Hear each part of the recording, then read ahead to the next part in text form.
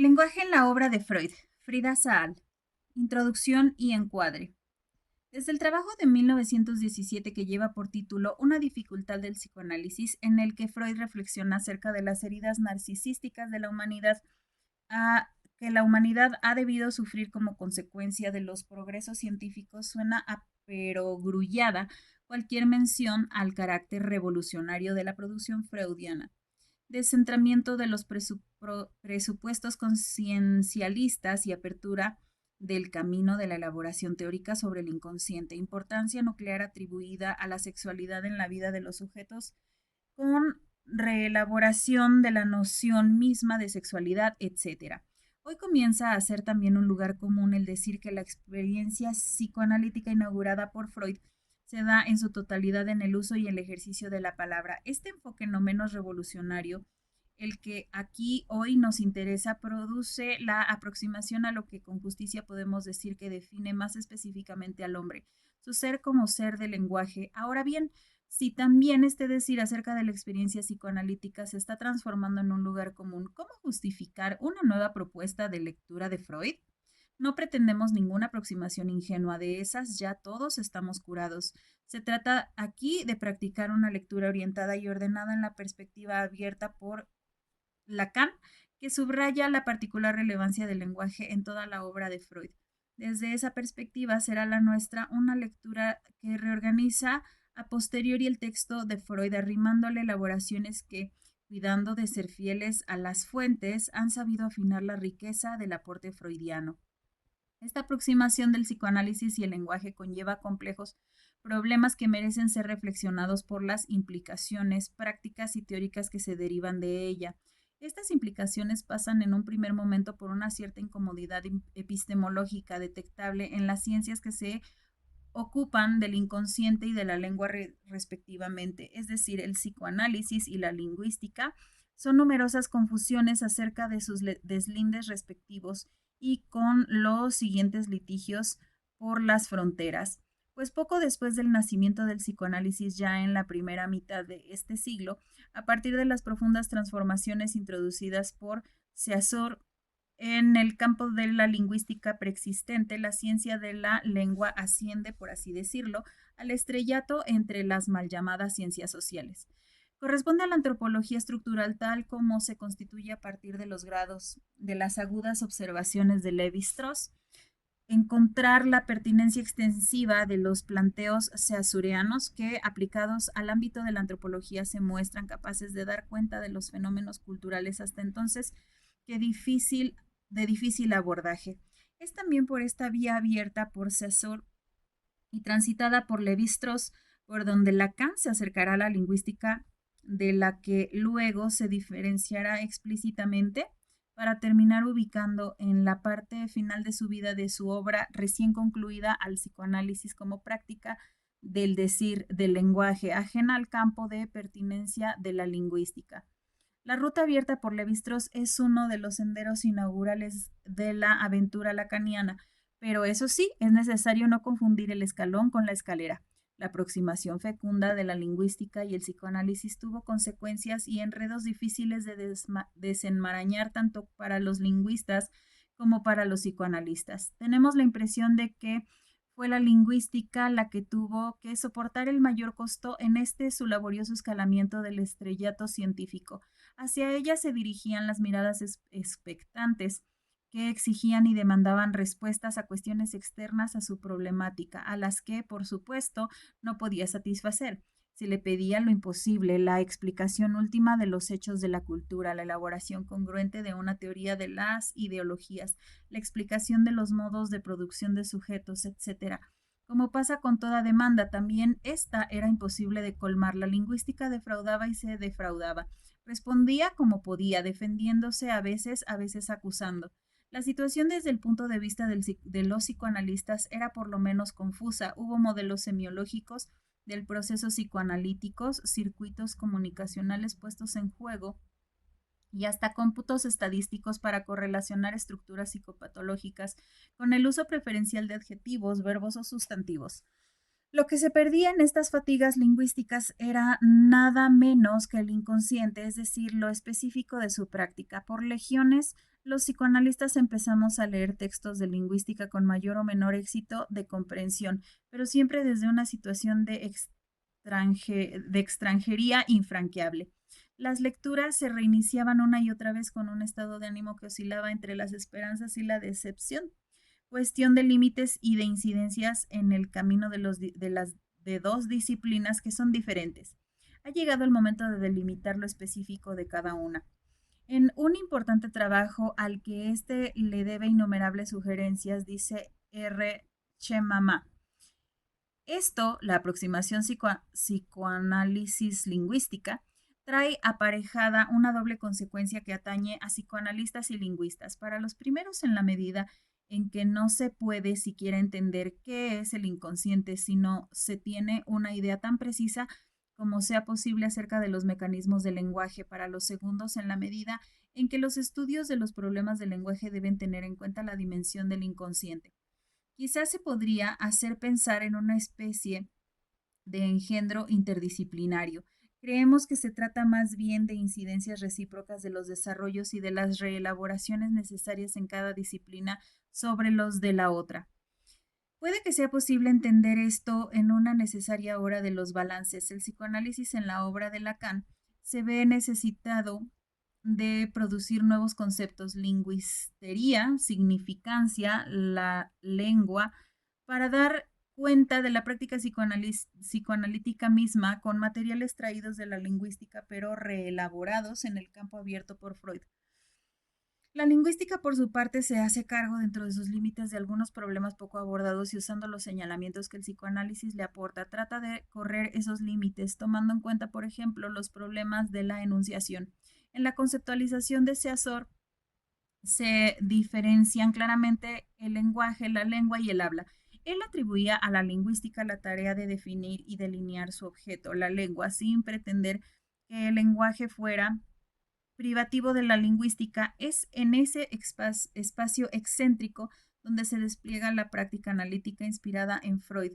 Y sí, como dice Miller, la tesis de Lacan se apoya evidentemente sobre las primeras obras de Freud analista, en donde los hechos llamados sueño, lapsus y chiste se presentan bajo la forma de mensajes a descifrar. Esta tesis implica de los conceptos inventados por Freud corregidos y multiplicados sin cesar por él, solo encuentran su necesidad y su razón al ser relacionados con la estructura del lenguaje, sea que se trate del inconsciente o de la pulsión, de la transferencia o de la repetición del fantasma, del narcisismo, de la angustia, de la sexualidad, pero también del concepto del psicoanalista y del psicoanálisis mismo. Es en esto que la obra de Freud viene ella misma en formación del inconsciente a descifrar.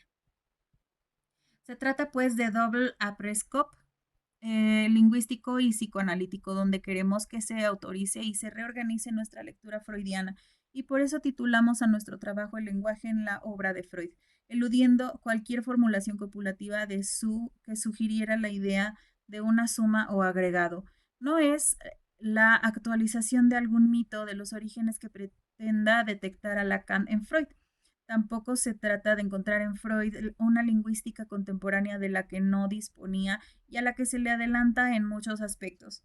Explicitados la perspectiva y el encuadre, llega la hora de la confesión de nuestras limitaciones. Toda la obra de Freud inaugural del campo del inconsciente está escrita en la problemática del lenguaje. La obra completa de Freud nos presenta una página de cada 3 de referencias filológicas, una página de cada 2 de inferencias lógicas, y en todas partes una aprehensión dialéctica de la experiencia, ya que la analítica del lenguaje refuerza en ella más aún sus proposiciones a medida que el inconsciente queda más directamente interesado. Esto nos obliga a recortes necesarios e impuestos tanto por límites de espacio y de tiempo como por los de nuestra propia capacidad. Otra limitación que cabe explicar es que también hay recortes impuestos por la obra misma de Freud. Hay momentos en que ésta presenta giros y oscilaciones que han servido de apoyo a otro tipo de lecturas biologizantes o culturistas. Por ejemplo, en tales momentos Freud se nos aparece como sobrepasado él mismo por la obra que produce y también A él cabría aplicarle la lúcida frase de Saussure: puede ser más fácil descubrir una verdad que asignarle el puesto que le toca. La intención que nos anima ahora es la de encarar la lectura coherente. El enfoque elegido, creemos, es aquel en el que el pensamiento psicoanalítico que se ha mostrado más revolucionario en las ideas y más fecundo en las consecuencias. Transitemos juntos ese camino. 2. De la prehistoria del psicoanálisis. La orden poshipnótica aparece varias veces mencionada por Freud como la situación cuasi experimental que pone en evidencia la existencia de ideas que, escapando al discutir de la conciencia, se muestran eficaces por las acciones que desencadenan y de las que el sujeto nada sabe. El sujeto cumple con la orden sin saberlo, creyendo haberla olvidado y racionalizando su desconocimiento de la motivación del acto. Hoy, cercanos ya al siglo de teorización sobre el inconsciente y de constatación de sus efectos, podemos retomar esa experiencia para enfocarla desde otro ángulo. ¿Qué es lo que se actualiza sin recordar? Se trata de una orden, de un hecho de discurso, de un imperativo formulado por otra persona, por algún otro. Es el ascendiente de la palabra del hipnotizador sobre el hipnotizado, fenómeno que deberá esperar la conceptualización sobre la transferencia para ser coherentemente explicado en el interior de la teoría. Comprobamos aquí la servidumbre y la alteridad radical del yo, del hipnotizado, que solo puede atinar a racionalizar su hacer para conservar su coherencia unitaria ante sí y ante los demás, ignorando sus propias determinaciones, esas que provienen del otro con O mayúscula, sin pretender encontrar ya allí otra cosa que el germen de los desarrollos posteriores. El ejemplo nos sirve para poner en evidencia que la eficacia inconsciente a la que Freud se refiere es eficacia discursiva y nos muestra que el sujeto que se cree fuente y origen de su decir y hacer es el ejecutor de una orden que se le escapa. Los estudios sobre la histeria son, como se sabe, el resultado de la colaboración entre Freud y Breuer y corresponden también a este periodo de prehistoria psicoanalítica. El caso de Anna O. Berta Pappenheim es el archiconocido caso inaugural, el de la paciente histérica con una florida y variada sintomatología. Era uno de los cuadros conocidos y bien descritos por la medicina de la época.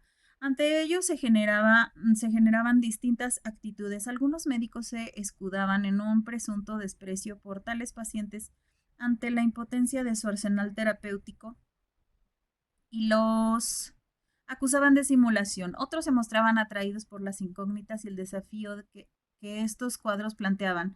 Es así que grandes nombres de la psiquiatría, Charcot, Bernheim, aparecen involucrados en el intento de desgarrar este velo de ignorancia para dar inteligibilidad y alivio al extraño parecer.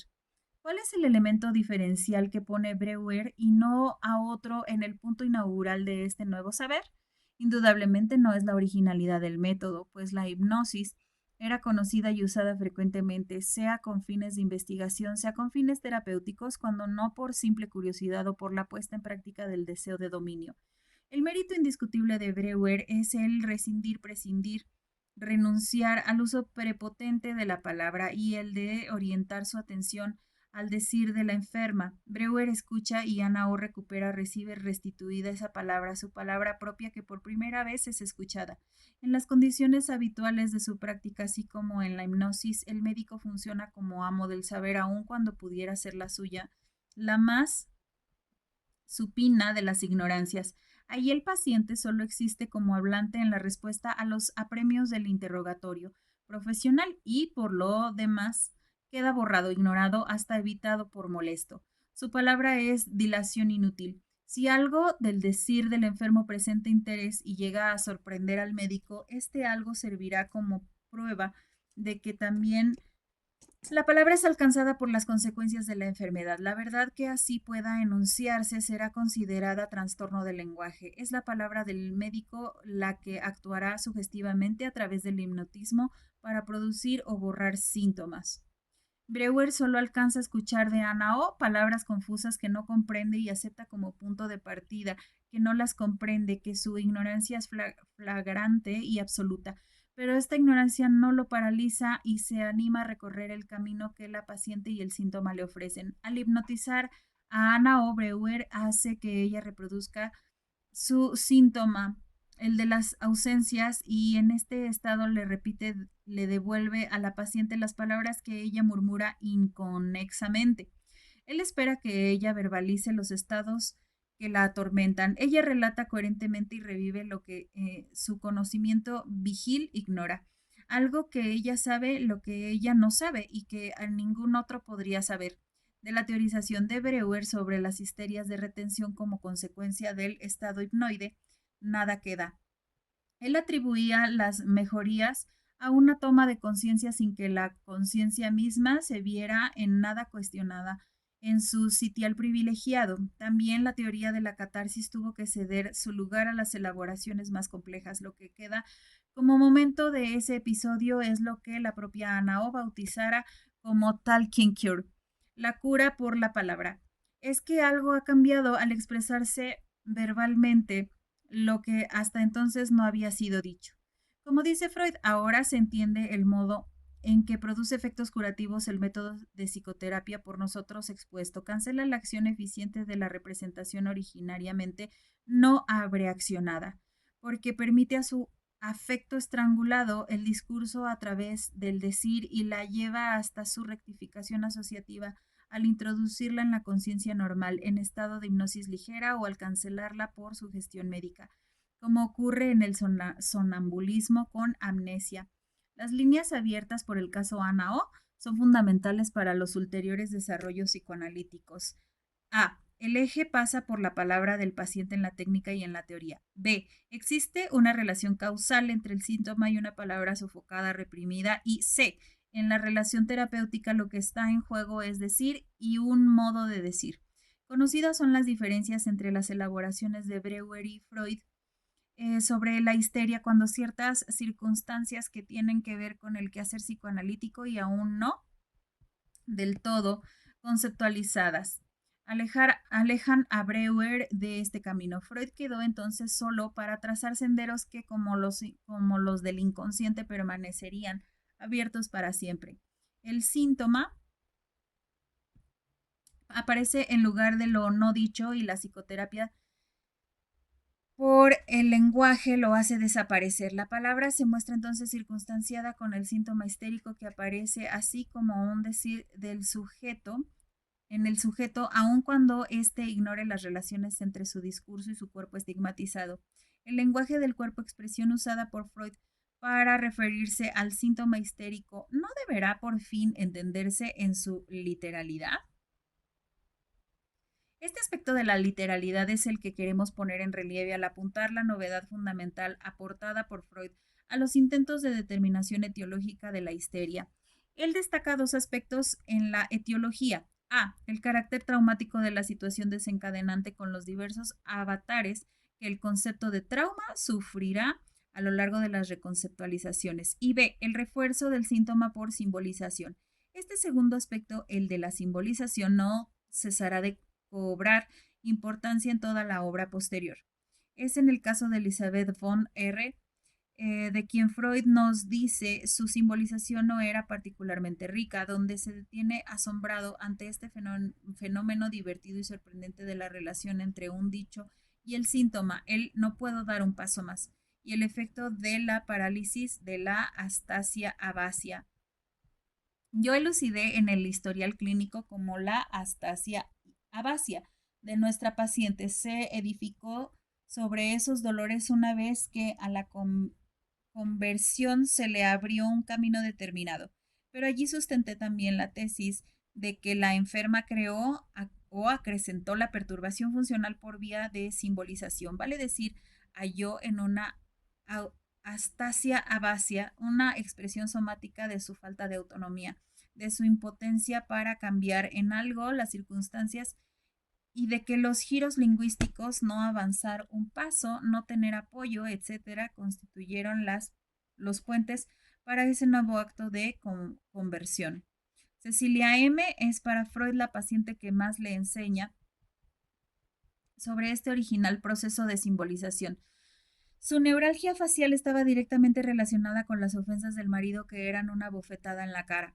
Tanto en el caso de Elizabeth como en el de Cecilia, el síntoma procedió tomando un proverbio metafórico al pie de la letra. La exposición del caso de Elizabeth concluye con las siguientes consideraciones de Freud sobre la simbolización, pero yo sostengo que el hecho de que la historia cree mediante la simbolización una expresión somática para la representación de tinte afectivo es menos individual y arbitrario de lo que se supondría. Al tomar literalmente la expresión lingüística, al sentir la espina en el corazón o la bofetada a raíz de un apóstrofe hiriente como un episodio real, ella no incurre en abuso de ingenio, Witzig, sino que vuelve a animar las sensaciones a las que la expresión lingüística debe su justificación. ¿Cómo habríamos dado en decir respecto del afrentado que eso le clavó una espina en el corazón si la afrenta no fuese acompañada de hecho por una sensación precordial interpretable de ese modo y se le reconociera en esta?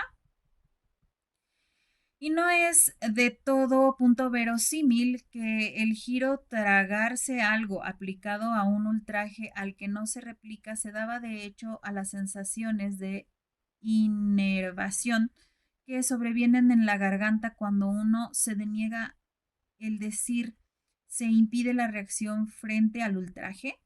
Todas estas sensaciones e intervaciones pertenecen a la expresión de las emociones, que, como nos lo ha enseñado Darwin, 1872, consiste en operaciones en su origen provistas de sentido y acordes a su fin, por más que hoy se encuentren en la mayoría de los casos debilitadas, a tal punto su expresión lingüística nos parezca una transferencia figural. Es harto probable que todo eso se entendiera antaño literalmente y la histeria acierta cuando restablece para sus intervaciones más intensas el sentido originario de la palabra. Y hasta puede ser incorrecto decir que se crea esas sensaciones mediante simbolización. Quizá no haya tomado al uso lingüístico como arquetipo, sino que se alimenta junto con él de una fuente común. ¿Cómo no maravillarse y conmoverse frente a este pasaje? Al mismo tiempo que Freud recorta, define y pone de relieve este hecho sorprendente, se debate para ubicarlo en las concepciones lingüísticas y biológicas que están a su disposición, llegando con esto, por la insuficiencia de los modelos utilizados, casi a borrar el alcance de su observación. Quizá no haya tomado el uso lingüístico como arquetipo, sino que se alimenta junto con él de una fuente común y se queda finalmente en hipótesis oscilante. Supone que tanto el uso lingüístico, la metáfora como el síntoma han tomado sus materias de la misma fuente. Las sensaciones corporales, la organización biológica parece reorganizando el sentir y el discurso vano tributo al evolucionismo. Supone el lingüístico metafórico se trataría tan solo de un decir que se agrega y solo serviría para subrayar una semejanza previa desde siempre, ya allí presentante y que tendría sus raíces en el funcionamiento corporal. Es aquí donde, siguiendo las enseñanzas de Lacan, creemos que solo la reinversión de la situación es capaz de dar cuenta de del fenómeno sabiamente observado por Freud, de la estrecha relación entre los síntomas y los proverbios, porque en el orden de la naturaleza no significada, al margen de discurrir discursivo, está el lugar de la estúpida existencia. Solo existe el amontonamiento y el caos, nada que pueda ser el orden de lo semejante o de lo diferente, categorías solidarias que solo tienen sentido en la dimensión de la palabra. Allí solo se da el transcurrir sin comparaciones. Es la función simbólica y el insignificante del lenguaje la que en su ejercitación produce al mismo tiempo identidades, semejanzas y diferencias. Es la palabra, el significante árbol, la que aproxima el arrayán y el roble, el eucalipto y el sauce llorón, que lejanos en el tiempo, el espacio y hasta en apariencia no poseen en sí mismos ninguna vocación natural de aproximarse. Es la palabra espina la que se encarna en un corazón metafórico y produce una sensación de punzada precordial De la misma manera, la metáfora no utiliza una semejanza preexistente, en todo caso la funda. Escuchemos O Manoni. Las semejanzas en la realidad nunca son otra cosa que ocasiones fortuitas y absolutamente secundarias que ponen en juego la polisemia que prosigue sin inconvenientes en ausencia de ellas y que por lo demás bien puede por sí sola crear ilusiones de semejanza. La semejanza o la identidad está, en este caso, del lado del significante y del sujeto hablante, difícilmente escapará al sentimiento ilusorio de que debe existir una semejanza entre una pared descascarada y una vieja decrépita. En el fondo, no es tan ilusorio, pero se trata de un efecto del significante y no de la naturaleza de la realidad significada, si puede hablarse así. Era necesaria la concepción saussuriana de la lengua como sistema de valores que instaura desde el propio sistema las diferencias y las identidades para poder franquear el paso que trasciende desde una perspectiva naturalista de la determinación a una perspectiva de determinación significante. Freud, al escuchar el sistema en la palabra, abre el camino para pensar al cuerpo sufriente y gozante en relación con un discurso. Lacan, al retomar tales planteos y al aplicarles instrumentos lingüísticos actuales, da una nueva vuelta de tuerca y subvierte el esquema de paralelismo todavía vigente en Saussure entre el significante y el significado, para volcar la determinación del lado del significante, primacía del significante en la producción de sentidos. La metáfora, tal como aparece ejemplificada por el síntoma histérico, es pues un factor productivo, no se limita a reproducir. Para poner fin a nuestra incursión por la prehistoria del psicoanálisis, solo nos falta reflexionar en la premisa técnica sobre que abre la era psicoanalítica, la regla fundamental y su correlato, la regla de la asociación libre. Esta senda se la abre a Freud luego de constatar los fracasos de la hipnosis y el pleno ejercicio de la técnica de la sugestión. Usted debe recordar, era en la obstinada búsqueda de un recuerdo faltante que los pacientes tropezaban insistentemente con una ocurrencia que parecía ser banal y que no parecía tener nada que ver con con lo buscado, pero que siempre terminaba por poner de manifiesto insospechadas relaciones con el síntoma y con el cuadro mórbido. El principio que orienta el método freudiano de las asociaciones libres es, como se sabe, el de la determinación, más aún el de la sobredeterminación en el psiquismo. Tropezamos con dos aspectos significativos cuando nos interrogamos sobre los alcances de la regla de la libre asociación. Del lado del analizado, una pesada constricción para nada liberadora, regla imposible de cumplir, constantemente violada. ¿Cómo se hará para violar las reglas? Que solo libera al hablar, relevándola de las exigencias que el decir cotidiano le impone, obligación de ser razonable, de hablar para decir algo, obligación de ser coherente, etc. Lo que queda, pues, abierto es un campo, un espacio que hace posible el libre juego del significante, único capaz de producir sentido en el sinsentido. El habla se articulará allí, acorde a reglas ajenas al querer decir intencional del sujeto y el deseo habitará el discurso del que es el productor, el motor.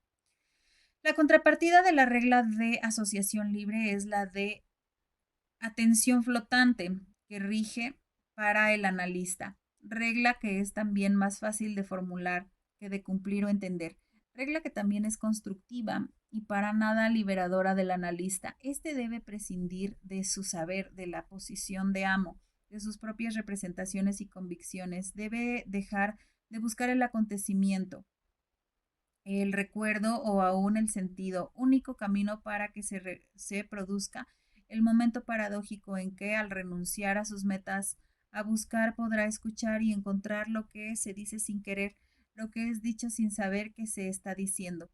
Como dijo un día Picasso, para gran escándalo de las personas que lo rodeaban: yo no busco, yo no encuentro. Analista y analizando se someten ambos al rigor de lo que él habla, producirá sometida a su propio juego, siguiendo sus propias leyes en los momentos en que la linealidad del discurso desfallece, tropieza, se desgarra. Así se arma el encuentro psicoanalítico, creando tanto para el que habla como para el que escucha las condiciones más próximas que sean posibles a las del dormir. Herencia, sí, del método hipnótico. Momento semejante al del dormir en que son más perceptibles los llamados procesos primarios cuando las representaciones se ligan unas con otras, desdeñando la lógica en obediencia al principio del placer, guiándose hacia el cumplimiento del deseo. La intervención analítica produce allí el despertar, el sobresalto por la precipitación del sentido. Si el otro con O mayúscula es el tesoro del significante, la situación analítica descentrada de sus ejecutantes está hecha para organizar el campo en que entrará la función, el habla y con ella el inconsciente. Será lícito traer a colación el título del discurso de Roma como una aclaración conceptual, función y campo de la palabra y el lenguaje en psicoanálisis.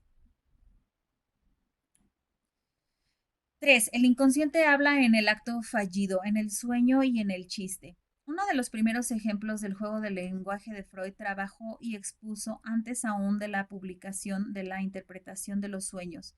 Es el del olvido del nombre de Luca Signorelli. Se trata de un olvido del mismo Freud cuando en medio de una conversación durante un viaje queda fuera de su disponibilidad el nombre del pintor de los frescos de la Catedral de Orvieto, Signorelli. El olvido va acompañado de formaciones sustitutivas que llenan equivocadamente el hueco de la memoria. Se trata de los nombres de Botticelli y Voltrafio. Freud propone entonces que no solo el olvido es un accidente del discurso, que también son los nombres o las palabras que vienen a cubrir esa falta a los que reconocemos como erróneos o fallidos. En la segunda de las conferencias de introducción al psicoanálisis dice Freud refiriéndose a los actos fallidos: hasta aquí hemos hablado siempre de acciones fallidas, pero ahora parece como si muchas veces la acción fallida misma fuese una acción cabal que no ha hecho sino reemplazar a la otra, a la esperada o intentada. Distintos aspectos pueden ser puestos de relieve en este trabajo ejemplar. En primer lugar, el más conocido es el que demuestra que tanto el olvido como los falsos recuerdos no están regidos por el azar y que al reorganizar las cadenas asociativas aparece claramente el carácter determinado del acto fallido, poniendo en evidencia la presencia de una lógica que preside las asociaciones y produce las sustituciones, pues tanto el significante que cae como el o los que vienen a ocupar su lugar están marcados por el signo de la represión en relación con los temas suprimidos, la sexualidad y la muerte. Pero los temas de la sexualidad y la muerte, ¿en qué sentido podemos decir que estaban suprimidos o reprimidos? Para contestar hay que entrar en el contenido de las asociaciones ligadas al olvido. El tema de la conversación precedió al olvido. Se refería a las costumbres de los turcos residentes en Bosnia y Herzegovina y a la confianza que estos depositan en el médico y su resignación ante la muerte. Frente a un anuncio de muerte suelen los deudos responder: Señor, Herr, ¿qué le vamos a hacer? Sabemos que si hubiese sido posible salvarle, le hubiera salvado. Es a esta altura del diálogo cuando una idea aflora en la mente de Freud y éste la omite por razones de conveniencia social. Lo recuerdo bien que quería yo contar una segunda anécdota que en mi memoria descansaba próxima a la primera. Estos turcos estiman el goce sexual por sobre todo y en caso de achaques sexuales caen en un estado de desesperación que ofrece un extraño contraste en su resignada actitud ante la proximidad de la muerte. Uno de los pacientes de mi colega le había dicho cierta vez: ¿sabes tú, Herr, cuando eso ya no ande, la vida perderá todo valor? La presencia de la muerte a través de la asociación Trafoy-Voltrafio tampoco puede ser considerada inconsciente en un sentido tópico. Era aquello en lo que Freud quería ni pensar. Es decir, que ambas líneas conducen a pensamientos preconscientes. La pregunta por el carácter inconsciente de los temas de la sexualidad y la muerte sigue presente, pero ahora podría multiplicarse con un interrogante relativo a la temporalidad. Estas ideas de las que hemos dicho que eran inconscientes, ¿estaban ya allí o son el resultado del análisis que organiza el material dándole con posteridad a Prescott, Traglich, un sentido que antes no tenían? ¿Se trataría en ese caso de una resignificación retroactiva que enriquece y aporta un sentido productor o produce un sentido en la materia discursiva? Así el tiempo se sustrae en la linealidad para tejerse en mallas que revierten infinitamente sobre su propio transcurrir, produciendo efectos caleidoscópicos, siempre nuevos, siempre otros. Queda otro enfoque digno de ser subrayado en este temprano ejemplo que Freud nos ofrece. Es de carácter formal y se refiere al particular manejo de la materia significante en la reorganización de las cadenas asociativas. Poner de relieve este aspecto nos obliga a reproducir el gráfico que Freud utiliza en su comunicación, ya que la cadena fónica se despliega en una linealidad, pero el trabajo de los procesos primarios, la condensación y el desplazamiento, hacen que cada punto de la cadena un nudo de significaciones que requiere del espacio para su representación.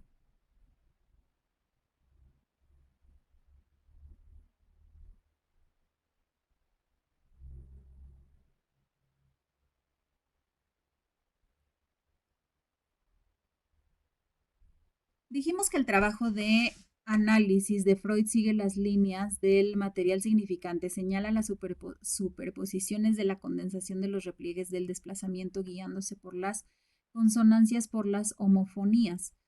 Pero consonancias y homofonías no tienen en cuenta para nada el orden de las unidades que serán signos para la lingüística. Las palabras son cortadas, traspuestas, trastocadas, desorganizadas y así lo que queda suspendido es el orden del sentido que las coagula y cristaliza. Los fragmentos se unen y se atraen entre sí por caminos aparentemente caprichosos, pero que revelan posteriormente al análisis, están regidos por una astucia de la que el sujeto y su conciencia nada saben. Los comentarios de Freud son de una sutileza que nos sorprende cuando pensamos que fueron formulados en 1898. El nombre de Signorelli está ahí separado en dos fragmentos. De los pares de sílabas, uno retorna inmodificado en uno de los nombres sustituidos, Eli, y el otro, merced de la traducción signor, Herr, señor. Ha cobrado múltiples y diversos vínculos con los hombres contenidos en el tema reprimido y por eso mismo se perdió para la reproducción. Su sustituto se produjo como si se hubiera emprendido un desplazamiento a lo largo de la conexión de nombres Herzegovina y Bosnia, sin miramiento por el sentido ni por el deslinde acústico entre las sílabas. Vale decir que en este proceso los nombres han recibido parecido trato que los pictogramas de una frase destinada a transmutarse en un acertijo gráfico, rebus, y de todo el trámite que por tales caminos procuró los nombres sustitutivos en lugar de Signorelli, no fue dada noticia alguna a la conciencia. En un primer abordaje no se rastrea entre el tema en que se presenta el nombre de Signorelli y el tema reprimido que lo precedió en el tiempo, un vínculo que rebase ese retorno de las mismas sílabas, o más bien secuencia de letras. La suspensión del sentido y el libre juego de los significantes están claramente explicitados, así como la falta de relación que solo puede recomponerse a Prescott, lo que Freud llama la tendencia de los nombres propios a ser olvidados. ¿No tendrá que ver con este hecho singular de que se trata de significantes sin significados? Porque, ¿qué es el nombre? Sino la designación que produce al sujeto como representante. Significantes puros que por excelencia están deliberados del peso del significado, pero también pueden ser considerados como paradigmas de la función significante, pues ponen en evidencia lo que los otros, sometidos al lastre del significado y la comunicación, ocultan. Aclaremos que se trata de un lastre solo en el campo psicoanalítico. El manejo formal que Freud realiza de la materia significante pone también de manifiesto las diferencias con que se manejan lingüistas, psicoanalistas en relación de una materia que Pareciera ser la misma. Quisiéramos utilizar todavía este ejemplo siguiéndolo literalmente para confrontar algunos problemas presentes en estas dos disciplinas. Se trata del problema de las unidades, problema visualizado y señalado en su carácter de paradójico por Saussure. En la mayoría de los dominios que son objetos de la ciencia, la cuestión de las unidades ni siquiera se plantean, están dadas desde un comienzo. Pero así como el juego de ajedrez está todo entero en la combinación de las diferentes piezas, así también la lengua tiene el carácter de un sistema basado completamente en la oposición de sus unidades concretas. No podemos dispensarnos de conocerlas ni dar un paso sin recurrir a ellas, y sin embargo su deslindamiento es un problema tan delicado que nos preguntamos si tales unidades existen en realidad.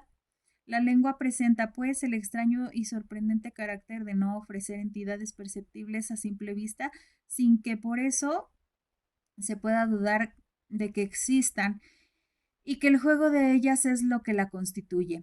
Este es sin duda un rasgo que las distingue de todas las otras instituciones semiológicas. En lingüística estática, toda noción primordial depende directamente de la idea que nos hagamos de la unidad y hasta se confunde con ella. Paradoja central porque no hay noción, por primordial que sea, que no requiera de la definición de la unidad. Unidad tan difícil de definir que no se sabe si existe, pero de la que se plantea que por su juego se constituye, nada menos que la lengua. Pensamos que esto es así porque, por lo menos psicoanalíticamente, ninguna unidad tiene valor por sí misma. Es más, no se puede definir como unidad, sino luego del análisis, porque su valor diferencial y relacional lo recibe como efecto del juego de los significantes, de la misma manera que sucede con las homofonías en el contexto lingüístico y que no son la excepción, sino el fundamento mismo de la lengua. Esto muestra por lo menos la relatividad de la estructura dual y paralelista del signo tal como es manejada por los lingüistas de inspiración seasuriana. El problema señalado por la lingüística y en la lingüística autorizaría la inversión de la relación significado-significante efectuada por Lacan, inversión que ya acompañada de un desequilibrio que rompe la simetría y pone el peso del lado del significante. Primacía del significante que es ahora constituyente mientras que el significado queda como constituido. También dijimos que la dimensión espacial era una exigencia diferencial. La cadena discursiva es lineal. La dimensión analítica muestra en los puntos de quiebre de tal linealidad la determinación múltiple que no cristaliza jamás en un signo de significado fijo, sino en significantes polisémicos que en su multivocidad abren el espacio de los sentidos múltiples, siempre nuevos, siempre otros. Habíamos dejado pendiente la pregunta acerca del estatuto tópico preconsciente o inconsciente de las ideas relativas de la sexualidad y la muerte. Creemos que podemos ya intentar una respuesta. En el ejemplo tal como Freud lo explica, estas ideas son preconscientes, pero esta emergencia en lo preconsciente, la que se manifiesta como resultado del trabajo inconsciente y que produce este inesperado sentido resplandeciente cuando se presentifica, pero no estaba desde antes, desde siempre ya allí. Lo propiamente inconsciente en el ejemplo freudiano es la astucia con que la asociación, siguiendo ciertas leyes, desorganiza y reorganiza la materia significante para dar lugar, para producir estos efectos de sentido que no pueden ser otra cosa en cuanto sentido que preconscientes. ¿No será que el inconsciente no es otra cosa de que esta original y productiva modalidad de funcionamiento que se manifiesta como falla en la concatenación discursiva? Por otra parte, nada puede haber de sorprendente en las conclusiones encontradas en este análisis inaugural de accidentes de discurso por parte de Freud, aunque no era así en el momento de comenzar esta aventura, ya que todo el psicoanálisis elabora en última instancia una única temática: los modos de constitución, encarnación de los seres en el horizonte de la sexualidad y de la muerte. Corresponde que nos aproximemos ahora a la vía regia para estudiar el inconsciente, poniendo el acento en el trabajo del sueño y en las leyes de su funcionamiento, en la fábrica de los sueños. Para el psicoanálisis, el sueño es un relato que el paciente le hace al analista en el seno de la situación analítica. El método del análisis no se aplica sobre imágenes visuales, sino sobre un texto que se llama sueño.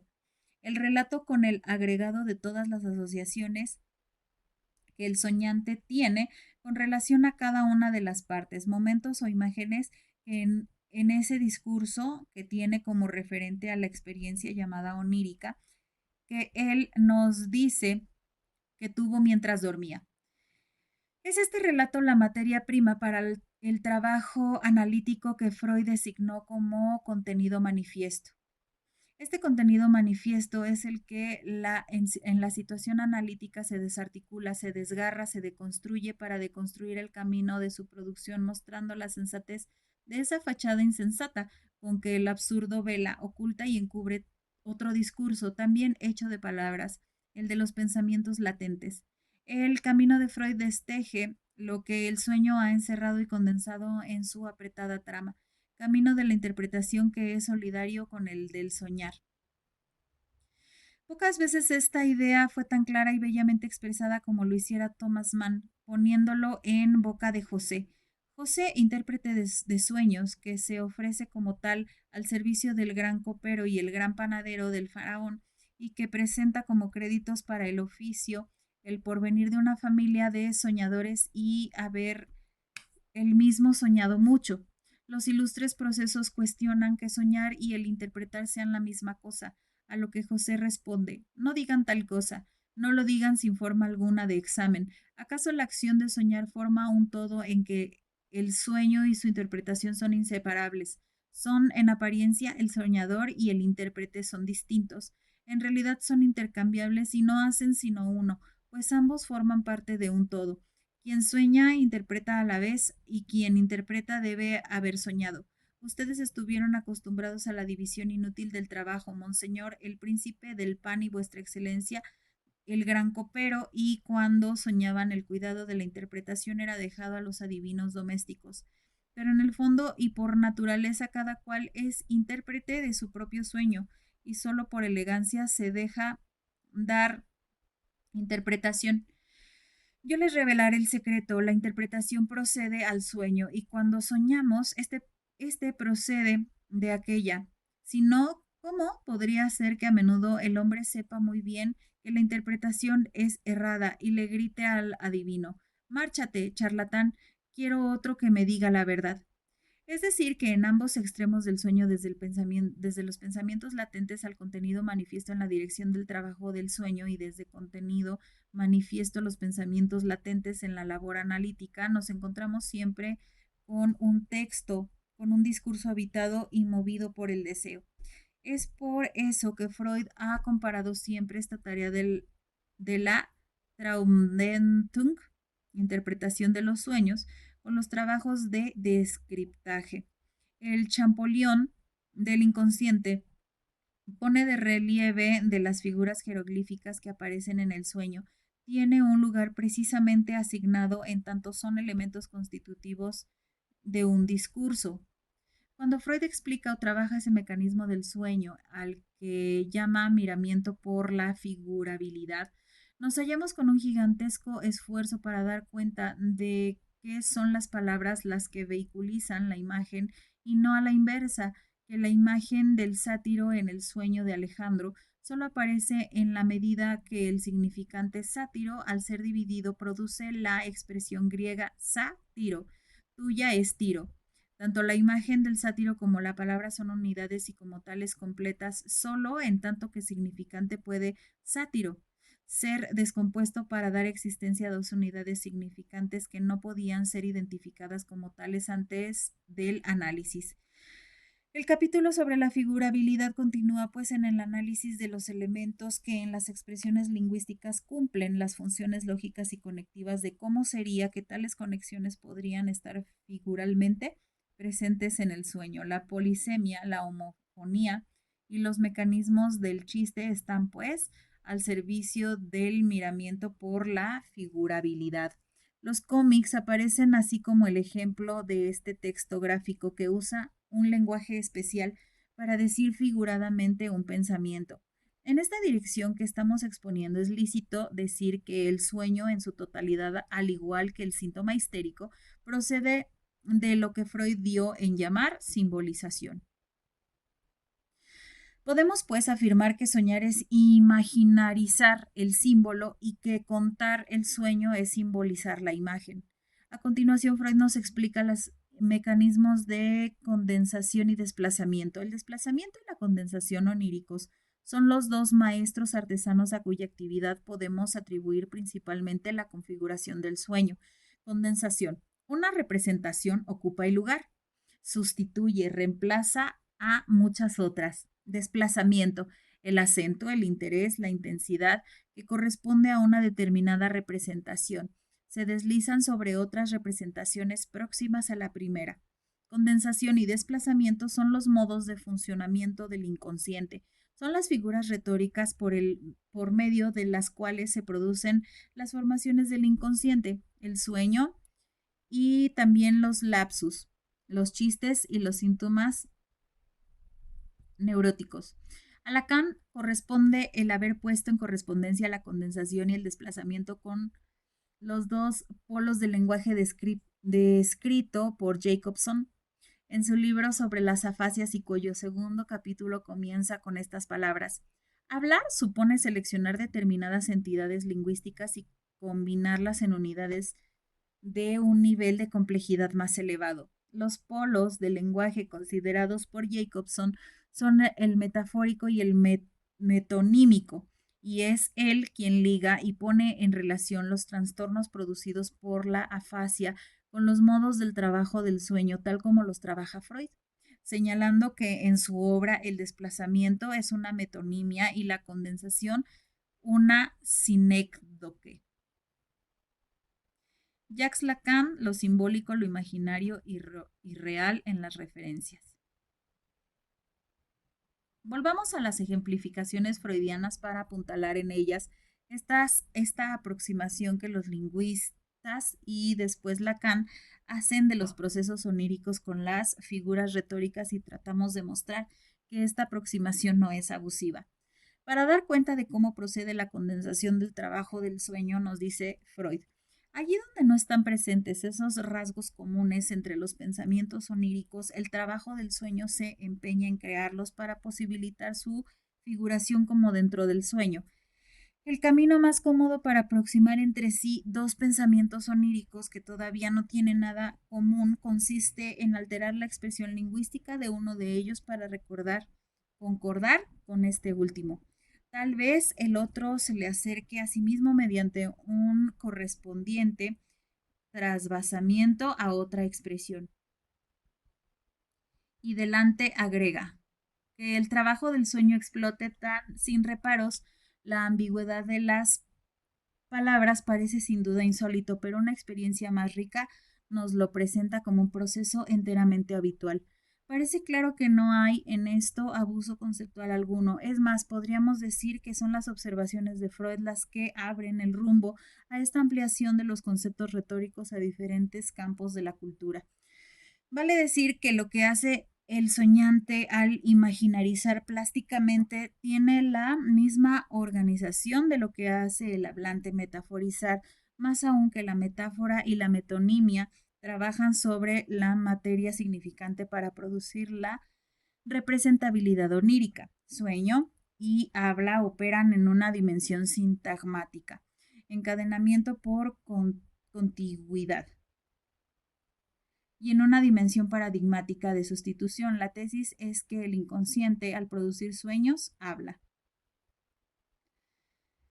Habíamos dicho que todo el sueño y todas las restantes formaciones del inconsciente podían encuadrarse en el concepto de simbolización en un sentido amplio, tal y cual Freud lo introdujera desde los estudios sobre la histeria, pero resta hablar en un capítulo especial que fuera motivo de polémica y múltiples reflexiones por parte de Freud y al que él retorna contradictoriamente.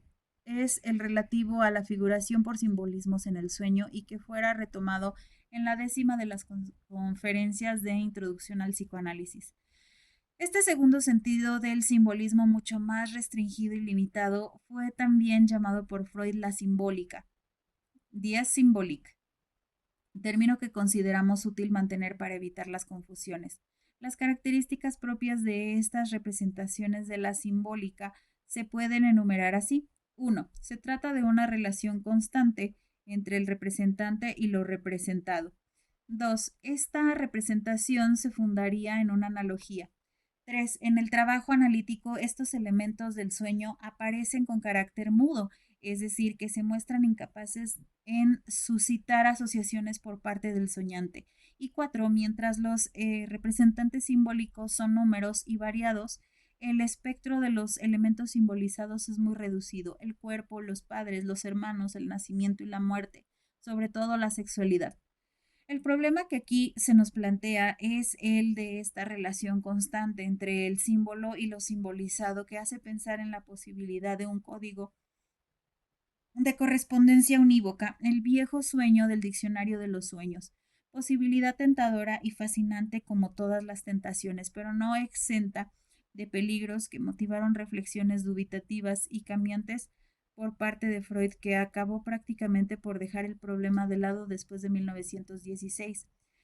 Huelga decir que la cuarta característica rompe ya la ilusión de constancia sugerida por la primera, pues por la vía de la analogía podría pensarse en una relación natural preexistente al orden del significante. El hecho mismo de que las progresivas producciones de la cultura entren a formar parte de la categoría de símbolos para los pocos elementos simbolizables, por ejemplo, el avión, sumado al hecho de la pluralidad misma de los símbolos, niega toda posibilidad de naturalismo en la relación de una correspondencia biunívoca que es la condición para la existencia de un código.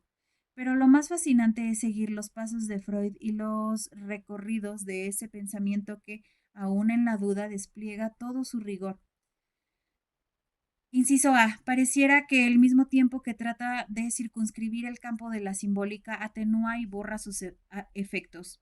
Así, cuando se pregunta si la casa como representación de la mujer pasa por la relación entre Frauenzimmer, cuarto de mujer, y Frau, mujer, la posibilidad de esta relación sobrepase para Freud los límites lingüísticos nacionales queda dudosa. Empero, ninguno de mis soñantes ignoraba por completo el alemán, de suerte que tengo que dejar este discernimiento a aquellos psicoanalistas que en otros países puedan recoger experiencias en personas monolingües. Inciso B. La descripción de los símbolos es filtrada por Freud a través de aforismos y giros verbales que los vehiculizan, autorizándose en su calidad simbólica desde la expresión significante.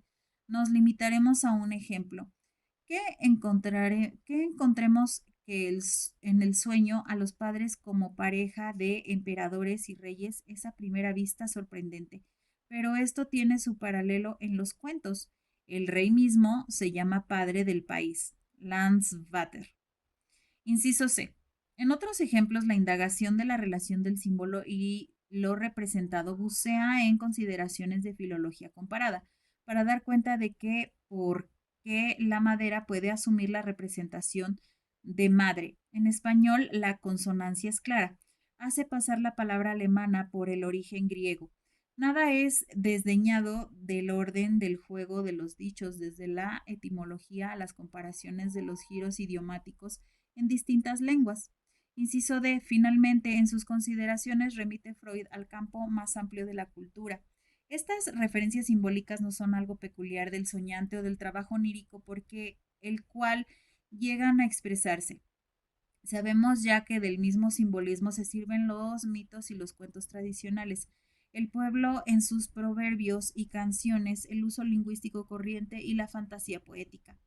Las anteriores consideraciones son las que nos llevan a afirmar, manteniendo la impresión de no traicionar el esmero freudiano, sino más bien disolviendo su fatiga, que también el capítulo de la simbólica debe ser considerado en las reglas del simbolismo en sentido amplio, que el efecto de excepción con que nos impactan los ejemplos aducidos es consecuencia de una alusión de semejanza con natural compartida por los miembros de una comunidad lingüística, dada como resultante del ejercicio de la lengua materna. Podríamos decir, para concluir nuestras consideraciones sobre este tema, que la simbólica es al simbolismo como la onomatopeya al sistema general de la lengua, que crea esa impresión de naturalidad siempre y cuando no nos olvidemos, por ejemplo, de los perros ladran diferente en alemán que en español. En español ladran con muchas más vocales. Nos queda por abordar el aspecto más difícil de la interpretación de los sueños, el que concierne al aparato psíquico, o las consiguientes reflexiones metapsicológicas que allí se despliegan. La preocupación de Freud por la formalización teórica del aparato psíquico es de larga data. Antes de su exposición en el célebre capítulo 7, la interpretación de los sueños ya puede encontrarse en esa fisiología mitológica que es el proyecto de psicología, donde esboza y teoriza un aparato neurofisiobiológico capaz de producir los síntomas neuróticos. Allí el aparato está hipotetizado retroactivamente a partir de sus productos. También debemos tomar como referencia la carta a Flies, el 6 de diciembre de 1896, la conocida carta número 52. La idea fundamental sobre la que Freud elabora las distintas versiones del aparato psíquico consiste, y este principio es respetado en todas las reelaboraciones posteriores, en una separación radical entre la percepción y la memoria.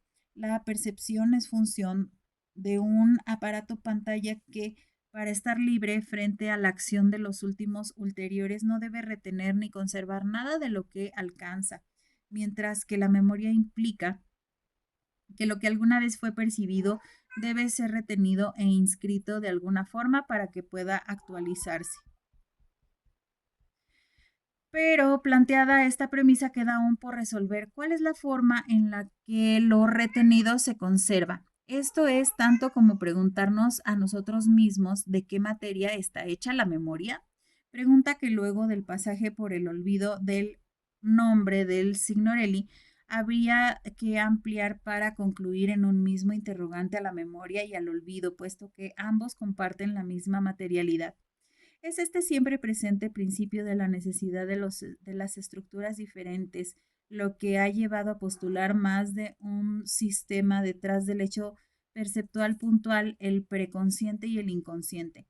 Lo que está en juego es no solo la novedad radical de la existencia de otro sistema, además del de la conciencia, sino también la diferencia de que tales sistemas representan en cuanto a contenidos, modos de funcionamiento y relaciones que pueden existir entre ellos. En la carta 52 leemos: la presunción de que nuestro aparato psíquico sea organizado por un proceso de estratificación, el material existente en la forma de rastros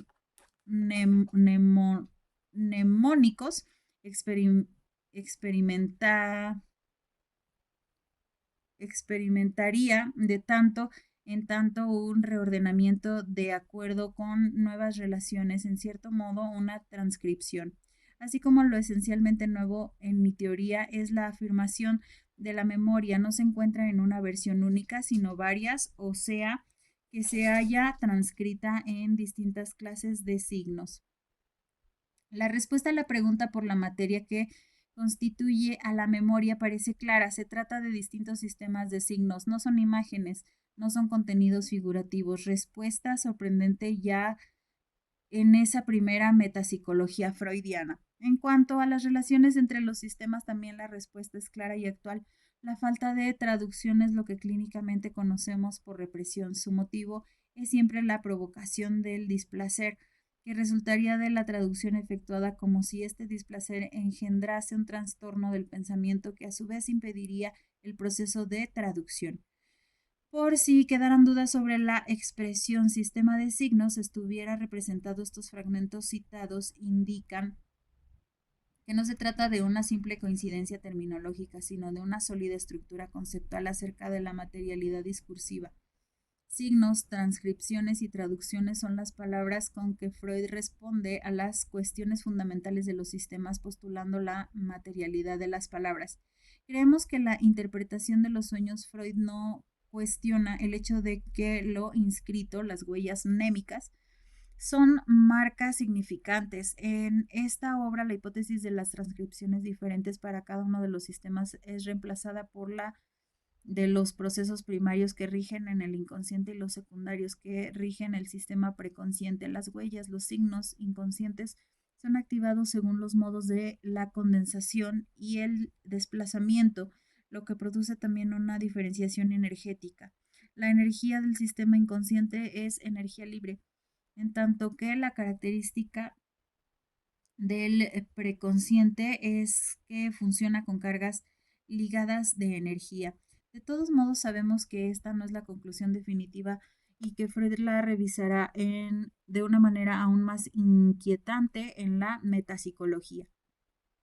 En este trabajo se introducen los conceptos de representación palabra y representación cosa para establecer un criterio diferencial del funcionamiento de los sistemas. El camino insospechado para Freud que lo lleva a esta elaboración es la particularidad sorprendente del lenguaje esquizofrénico, su desorganización sintáctica allí donde las palabras son sometidas al mismo proceso que desde los pensamientos oníricos latentes crea las imágenes del sueño y que hemos llamado el proceso psíquico primario.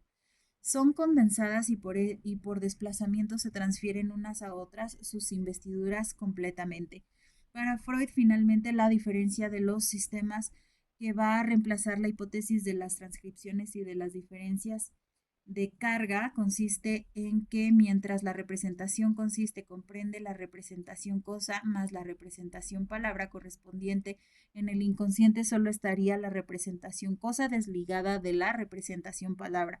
Queremos insistir en esta diferencia porque tenemos la impresión de que la representación cosa ha sido para algunos y por mucho tiempo el motivo de una interpretación equívoca, identificándola como una imagen de la cosa o con cierta ilusión de una figurabilidad presignificativa, apoyándose este equívoco en la noción de regresión que Freud elabora, entre otras cosas, para dar más inteligibilidad al mecanismo del miramiento por la figurabilidad. No trataremos aquí el tema de la regresión por considerarlo una vía lateral, aun sabiendo cuánta relación tiene con nuestro tema y a cuántas interpretaciones erróneas y tergiversaciones ha dado lugar.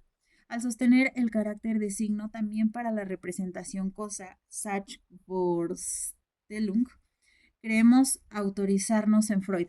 Consiste en la investidura, sino de la imagen mnémica directa de la cosa, al menos en las huellas mnémicas más distanciadas derivadas de ella.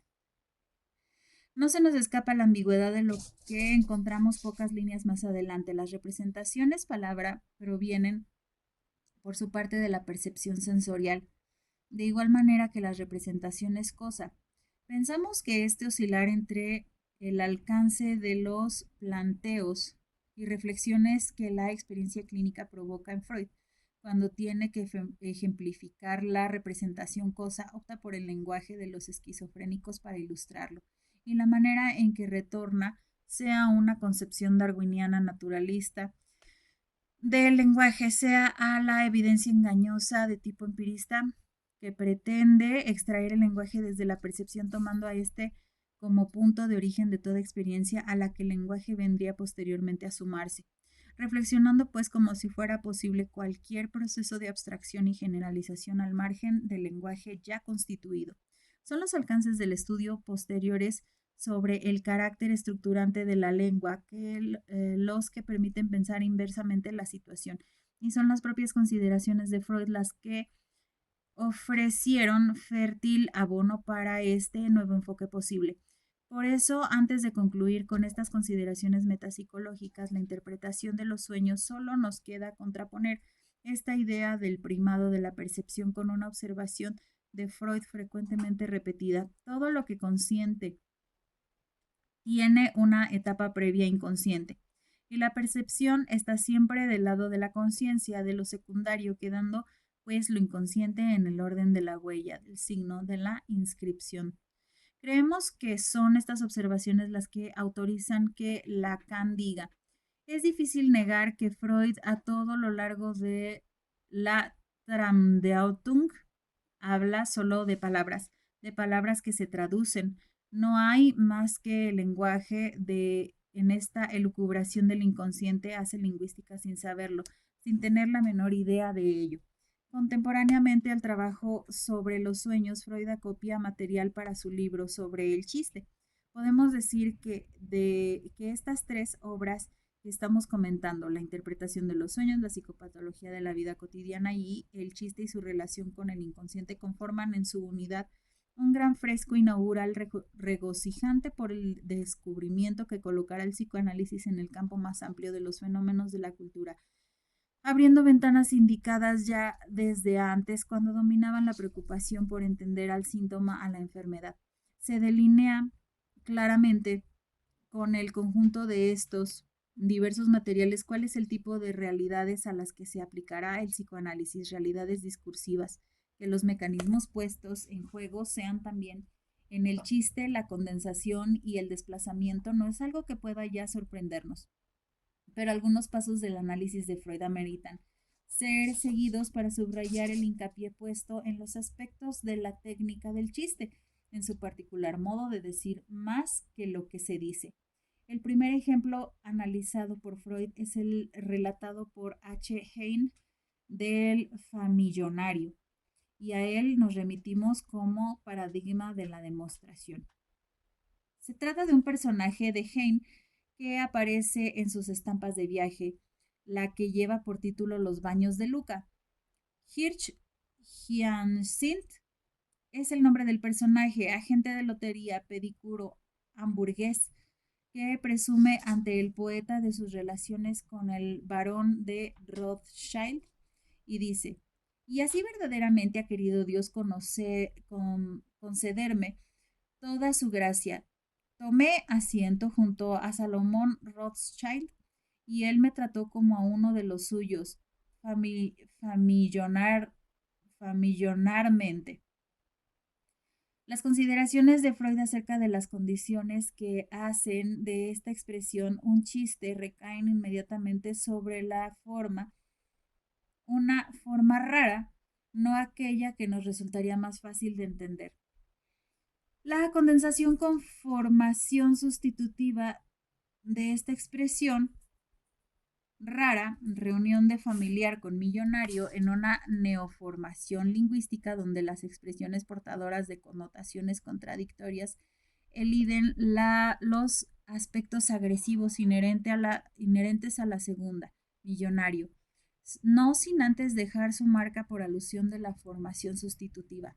Lo que puede hacer reír es el dicho esta neoformación, no su traducción, en que la contradicción de las tendencias pudiera ser relatada. Como dice Freud, el carácter de chiste de nuestro ejemplo no adhiere al pensamiento mismo. Se lo ha de buscar en la forma, en el texto de su expresión. Para no abundar sobre este ejemplo, solo agregaremos que se pueden aplicar aquí las mismas consideraciones que apuntáramos con relación al ejemplo de Signorelli en lo que concierne a la espacialidad y la desorganización, reorganización de materia significante. Como ejemplos de desplazamiento en el chiste podemos servirnos de cualquiera de los numerosos relatos que trae Freud sobre los casamenteros judíos. Elijamos uno al azar. El casamentero ha asegurado al novio que el padre de la muchacha ya no está con vida.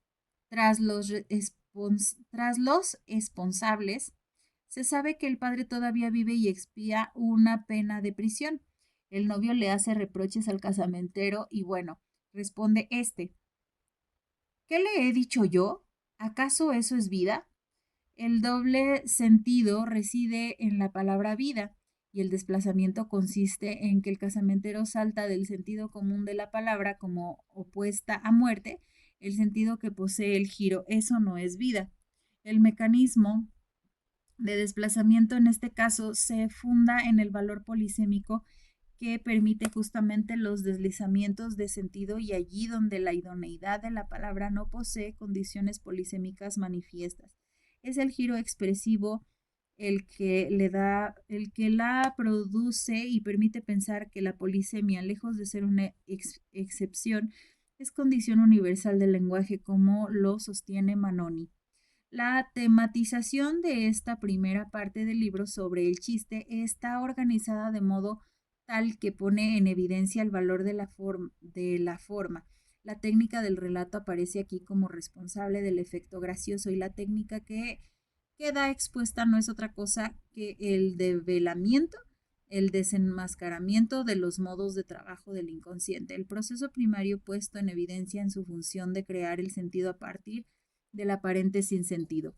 El paso siguiente para Freud consiste en analizar la relación entre el chiste y la tendencia puesta en juego, el placer por la liberación de tendencias cuya manifestación está sancionada y reprobada tanto por consideraciones de orden social como por barreras de carácter interno, a saber, las tendencias agresivas y las tendencias sexuales, pero para la satisfacción de tales tendencias al alcance su realización permitida en el chiste deben cumplirse determinados requisitos. El placer del chiste está ligado a la satisfacción de una tendencia agresiva o sexual. Por esta razón se requiere para que el efecto del chiste se realice que tal tendencia pueda cumplirse a través de un rodeo que eluda la censura social o interna. El placer no surge tanto por lo que se dice como por el hecho mismo de ser burlada la censura. Sus vías de realización son las alusiones, las elusiones, la polisemia, que permite a la tendencia a desplazarse sobre la cadena significante y florecer metafóricamente en otra parte, donde no se la esperaba, provocando la sorpresa jubilosa del hallazgo en el chiste. Podemos decir que el efecto gracioso está en esta burla de la censura, puesto que las mismas tendencias expresadas abiertamente no pasan de ser agresiones o groserías que nada tienen de divertido. En toda la obra campean los ejemplos que remiten a los juegos de palabras en todas sus variantes y a los efectos chistosos, que son consecuencia de la aparición del sentido en el sinsentido. Ese es el inconsciente puesto a la luz, el que muestra su carácter lúdico. La reunión de todos los aspectos que venimos subrayando nos conduce a proposiciones insistentemente repetidas, fundamentalmente que el sentido no está en donde se cree, no está en la comunicación discursiva, sino en las vacilaciones. En sus traspiés son accidentes que posibilitan la precipitación de un sentido diferente al esperado.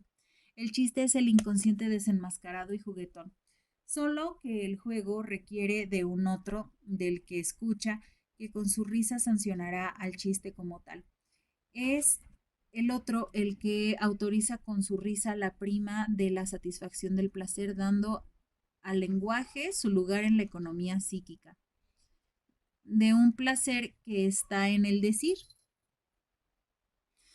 Nuestras primeras consideraciones sobre el chiste lo muestran en su carácter y estructura como solidario de otras formaciones del inconsciente ya analizadas, aunque no agrega elementos operacionales diferentes de los ya indicados, pero acabamos recién de introducir a la estructura relacional dimensión fundamental en donde el chiste se desenvuelve. El otro con O mayúscula es condición para que haya chiste. Este nuevo aspecto nos plantea la necesidad de pasar por el análisis de las condiciones de la enunciación como momento esencial para pensar el inconsciente. Por esto, el chiste aparece como bisagra de articulación entre el sueño y la situación analítica ubicada en el campo transferencial. Es en este otro aspecto que las observaciones de Freud son pioneras y no es raro que se manifiesten aún hoy como avanzadas respecto de los estudios elaborados por los lingüistas.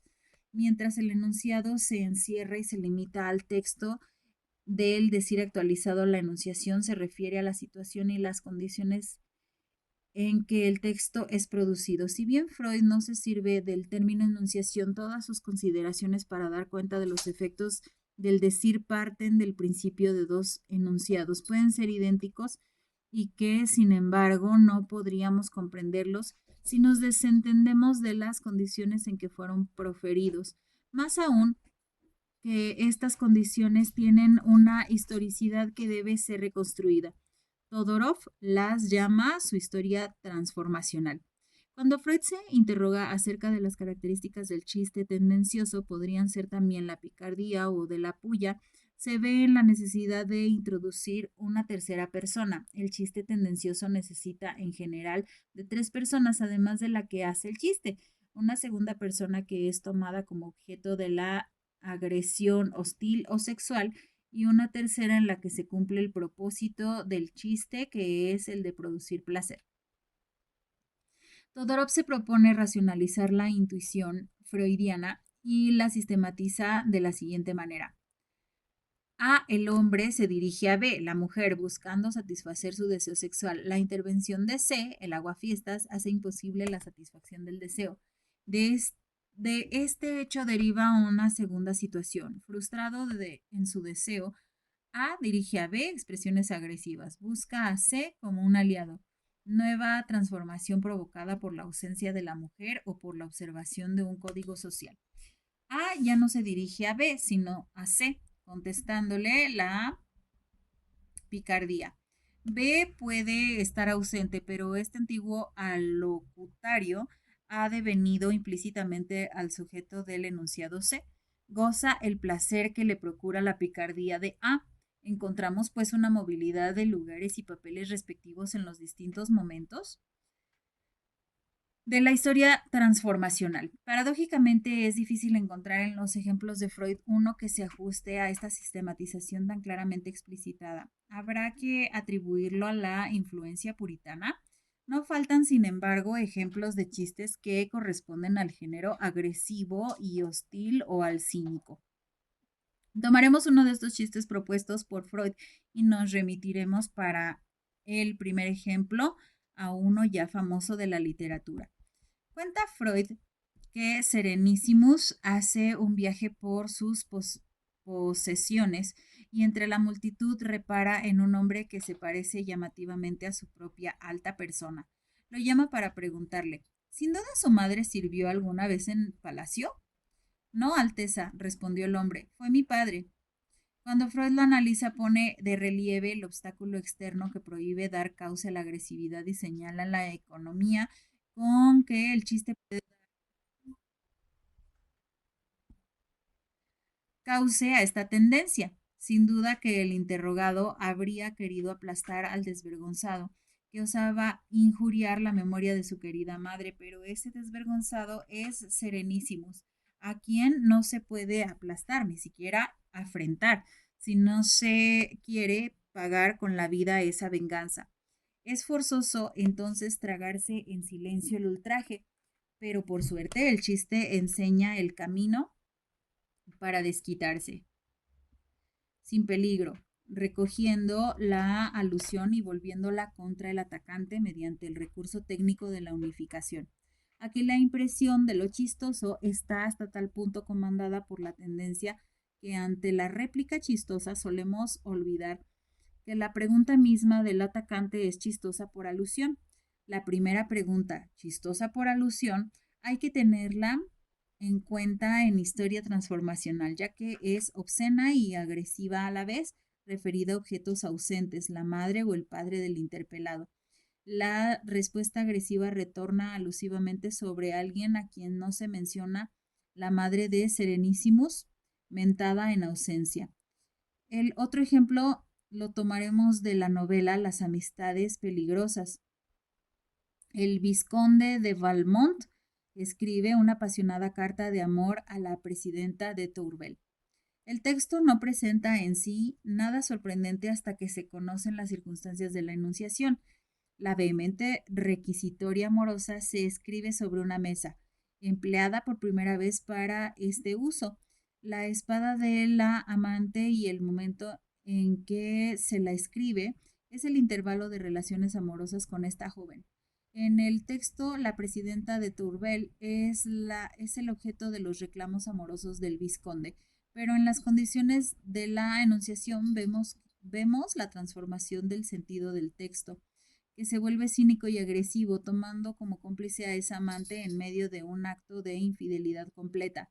El texto, siendo el mismo, solo puede ser comprendido desde las condiciones relacionales de la enunciación.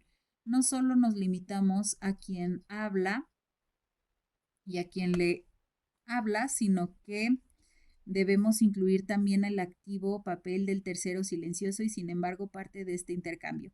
Para Freud, el chiste en sus diferentes clases obedece a este requisito de triangulación y se diferencia así de lo cómico. que solo requiere de dos participantes. A esta primera diferencia se suma otra, mientras que el chiste se hace, lo cómico se encuentra, se descubre. Este descubrimiento usa la vía de los mecanismos lingüísticos y supone para que sea captado una situación de igualdad de estructura en los interlocutores. Este carácter de descubrimiento de inesperado es lo que nos permite decir que a menudo una buena intervención psicoanalítica tiene un efecto cósmico. El analista subraya el doble sentido, no pensando que estaba materializado en el decir. Lo mostramos en el ejemplo tomado al azar de los que Freud propone.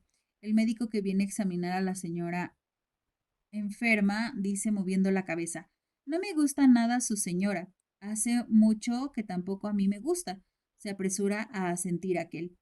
Dentro de lo que cómico se distingue una variedad particular, la de lo cómico ingenuo. La condición para que este efecto se produzca es que una de las personas posea inhibiciones de que la otra, el ingenuo, carezca. La concepción de lo único, de lo ingenuo, reside en la persona provista de inhibiciones, que es en quien se da la ganancia de placer. La estructura relacional, aunque basada en dos personas, otorga al ingenuo un doble papel: ser quien relata el chiste y también el objeto sobre quien recae la broma. Ingrato papel de burlador burlado, para que el otro reciba el placer como regalo. Ejemplo típico de este género son los chistes infantiles. La obra de teatro en que la niña ofrece como regalo al marido ausente los hijos que tuvo durante su larga ausencia, escena que produce efecto cómico en los espectadores. Los padres, en tanto que los niños quedan excluidos del placer cómico que ellos mismos proporcionan a los adultos, ignorando el motivo de las risotadas que escuchan. Esta incursión en los ejemplos del chiste, sus mecanismos y sus clases no ha estado guiada por un afán descriptivo, sino que ha seleccionado los ejemplos de que ponen en evidencia el abordaje freudiano de las condiciones de la enunciación circunstancial a la posibilidad misma del chiste. Habíamos dicho también que no solo el abordaje de Freud era pionero en este campo, sino que aún hoy permanece para los lingüistas como un desafío difícil de emular con sus propias categorías. El intento más serio ha sido el realizado por Benveniste en el trabajo ya citado, El aparato formal de la enunciación.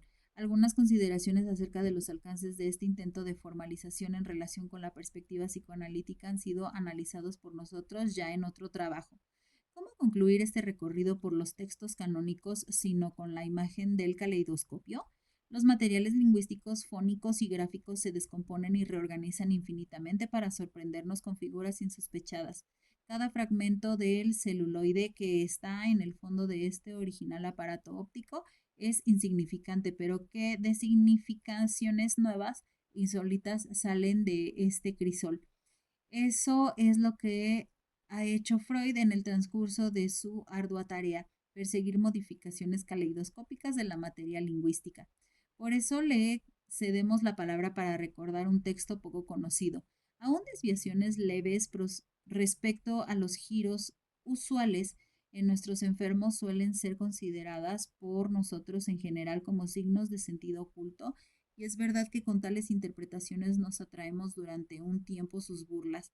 Estamos al acecho de dichos matizados de dobles sentidos y en los que el sentido oculto se trasluzca a través de la expresión inocente.